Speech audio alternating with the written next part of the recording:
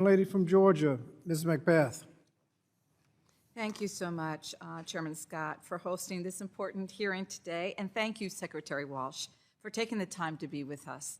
I would also like to thank you and also your staff and the administration for proposing a budget at the Department of Labor that truly puts working families first. Thank you for that, not large corporations and overpaid CEOs. Each of us here today has an obligation to every family in this country, an obligation to give every parent the opportunity to make the lives of their children better and their own, an opportunity to better themselves and live a healthy and a fulfilling life through a good job, hard work, and plain old good determination. The American dream is a promise to the American people. It is one that I do not take lightly, and it is one that I intend to keep. In the words of President Biden, he said, "Show me your budget, and I'll tell you your value, what you value."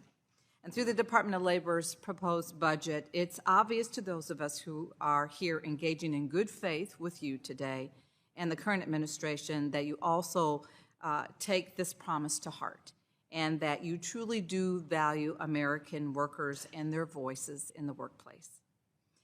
A cornerstone of this budget proposal is creating an economy that works for everyone. During the COVID-19 pandemic, we have seen how crucial it is for workers to have access to not just job-protected family and medical leave, but also job-protected paid leave.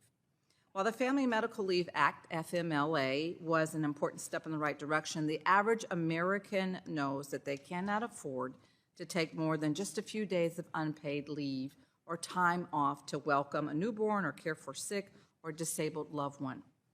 Under current law, workers who are in urgent, dire need of job-protected leave are the workers who are the least likely to be able to afford it.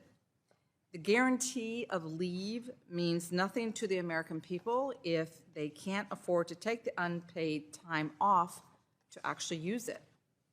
My first question for you is, Secretary Walsh, can you briefly discuss the barriers that workers are facing in this nation when they are attempting to utilize their leave under the FMLA program? I will have to get back to you on specific cases, but again, I think one of the biggest barriers that employees are facing is that FMLA is not necessarily uniform across the board, and paid family leave is not uniform across the board. And I know there are several pieces of legislation that deals with those two issues, and particularly paid family leave, medical leave.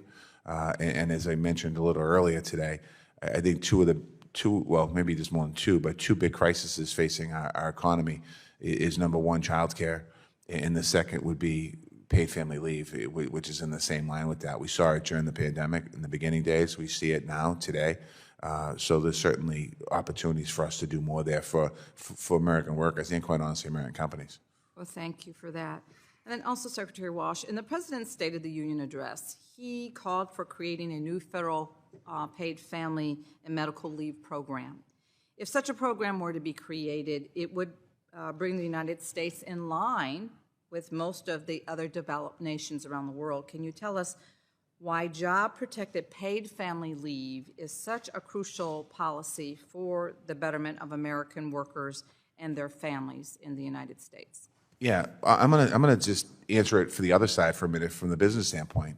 I've spent enough time now as Secretary of Labor talking to companies that provide paid family leave, and the benefit for their company is retention and retaining workers and attracting workers to the company, and a better work environment that their workers, companies have said to me, feel more productive. That's on the company side.